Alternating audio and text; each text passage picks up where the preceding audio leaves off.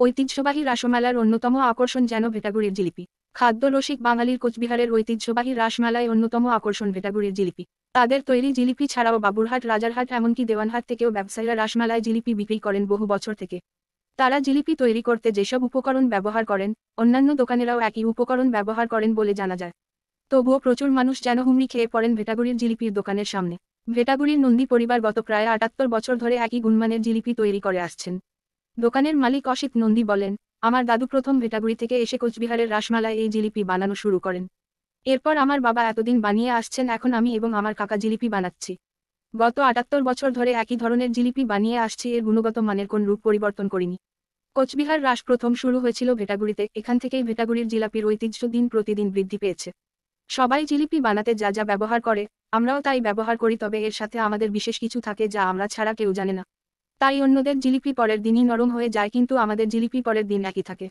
দোকানের কর্মচারী বিশ্বজিৎ বর্মন বলেন, আমরা চিনি এবং চালের গুঁড়ো বেশি করে ব্যবহার করি, আমাদের এখানে কোনো রকম ভেজাল থাকে না।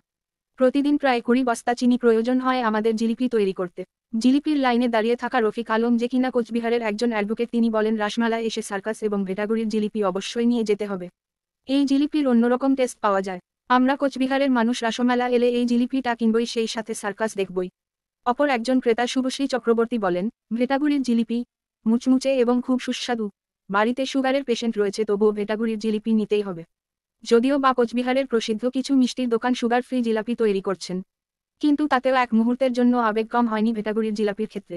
জিলাপি অনেক বিখ্যাত জিলাপি, যেটা রাজসোনা জুড়ে একদম সবাই জানে আর কি। রাজসোনাতে ভেটাগুড়ি জিলাপি কেমন ব্যবসা হচ্ছে আর কত বছর ধরে ব্যবসা করছেন, আর প্রথমে কোথা থেকে শুরু করেছেন যদি একটু বলেন। মদনমোহন ঠাকুরের আশীর্বাদে ব্যবসা এবার ভালোই হয়েছে বা ভালো হচ্ছে এখনও। আর এটা অ্যাকচুয়ালি আমার দাদু তৈরি উদ্যোক্তা। দাদুর পরে বাবা, বাবার পরে এখন আমি। প্রায় ৮০ বছর হবে, প্রায় ৮০ মতন বয়স হবে আমাদের এই দোকানে। এবং মানুষ এখানে আমাদের জিলাপিটা আগে যেভাবে ছিল এখনও কোয়ালিটি সেম রাখা হয়েছে। মানুষ এটা খায়, ভালো লাগে মানুষের, যার জন্য মানুষ এটার ডিমান্ড আছে মানুষের মধ্যে, এটা তাই জন্য প্রত্যেকবার দোকান দেওয়া।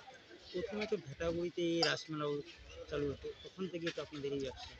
হ্যাঁ, তখন থেকেই ব্যবসা, অনেক দিনের ব্যাপার তো। আর আমি ঠিক অতটা আমার বয়সের অতটা না, আমি অতটা বলতে পারবো না, লোক মুখে আমি এরকমই শোনা।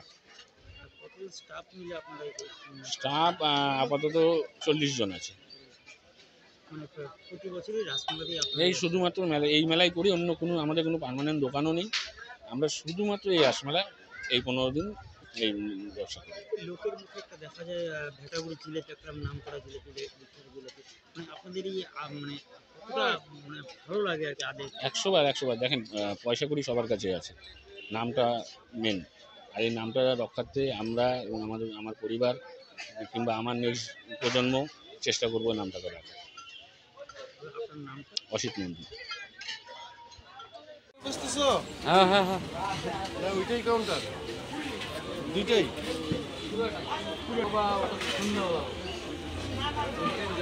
লাইন দেওয়া